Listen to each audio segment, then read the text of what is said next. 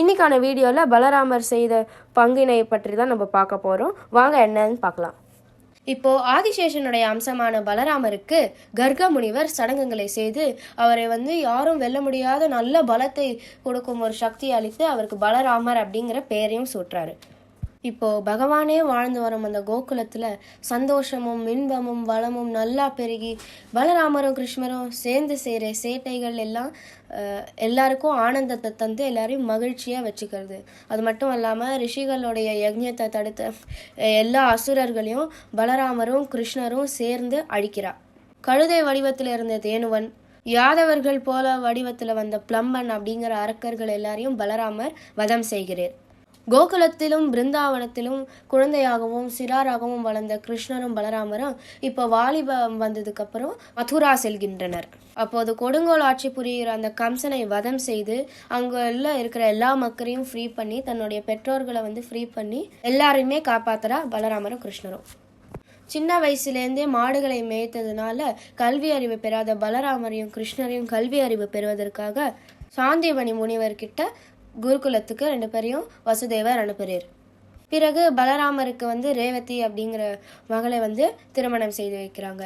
அவா 2 பேருக்கும் நிஷாத உல்முகா அப்படிங்கிற 2 மகன்களும் வத்சலா அப்படிங்கிற ஒரு மகளும் பிறக்கிறா. இப்போது பலராமர் மகாபாரதத்தில் என்ன ரோல் பண்ணார்னா, யாதவ குலத்தோடைய ஆதரவை பெறுவதற்காக சகுனி பல முயற்சிகளை செய்யறாரு. அதில் ஒன்று தான் பலராமருடைய தங்கையான சுபத்ரைக்கு துரியோதனனை மணமுடிக்க எல்லா ஏற்பாடுகளையும் செய்கிறார். ஆனால் கிருஷ்ணருடைய உதவியால் சுபத்ரையை அர்ஜுனன் திருமணம் செய்து கொள்கிறார். அதற்கு பிறகு பலராமருடைய பொண்ணான வத்சலாவுக்கும் துரியோதனனுடைய மகனான லக்ஷ்மணாவை மணம் முடிக்கவும் திட்டமிடுகிறார் சகுனி.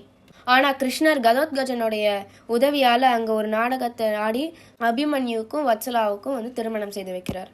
சகுனியுடைய எல்லா திட்டங்களையும் தோற்கடித்தது எல்லாமே கிருஷ்ணருடைய லீலைகள் தான்.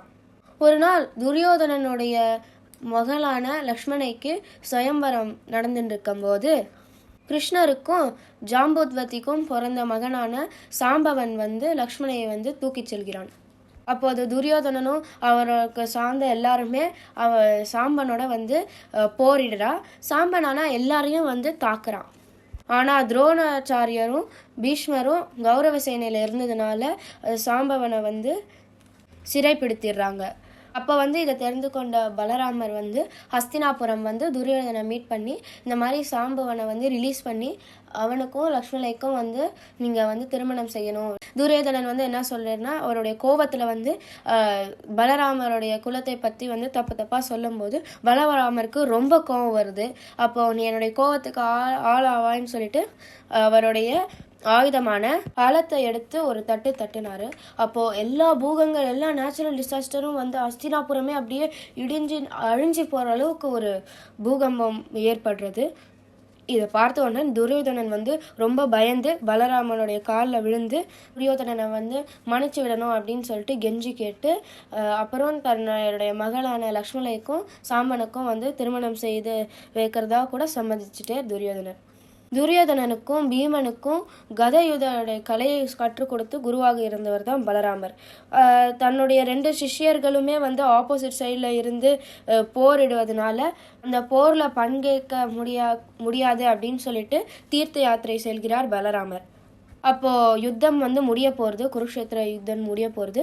அப்போ பலராமர் வரும்போது பீமரும் துரியோதனனும் கத யுத்தத்தில் சண்டை போட்டு இருக்கும்போது பீமர் துரியோதனனுடைய தடையிலேயே கதையால் அடிக்கும்போது பலராமர் கேட்குறார், இது எந்த விதிமுறைகளை தர்மமாக இருக்கு, நீ அவனை தொடையில் அடிக்கிறது, நீ என்னுடைய அதர்மத்தினால நீ எனக்கு பகைவனாவான்னு சொல்லிட்டு பீமரை பலராமர் எதுக்கலான்னு போகும்போது கிருஷ்ணர் தான் சொல்கிறார், இல்லை துரியோதனன் பண்ண பல அட்டூழியங்களாலும் கெட்ட செயல்களாலும் தான் பீமா துரியோதனை தொடையிலேயே தாக்க வேண்டியதாக பட்டது, நீங்கள் அவனை மன்னிச்சு அருள் புரியணும் அப்படின்னு சொல்லும்போது சரி தன்னுடைய தம்பியோடைய சூத்திங் வர்ஸால் காம்டவுன் ஆகி பலராமரும் அமைதியாடுறார். கிருஷ்ணாவதாரம் முடிவடைந்ததுக்கு அப்புறம் தானும் தன்னுடைய உயிரை திறந்து வைகுண்டம் செல்கிறார் ஆதிசேஷனுடைய அம்சமான பலராமர். மாலே மணிவண்ணா மாலே மணிவண்ணா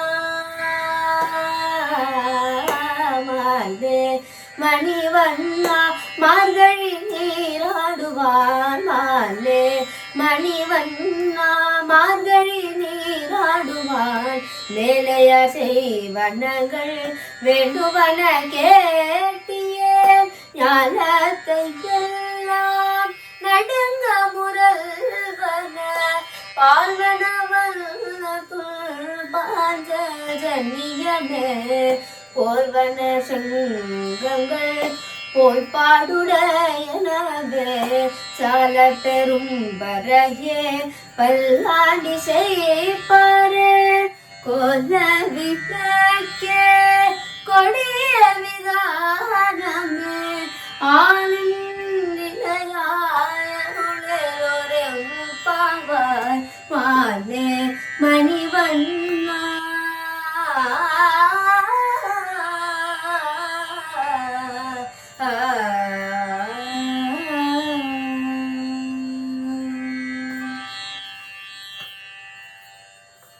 ஆண்டாள் திருவடிகளே சரணம்.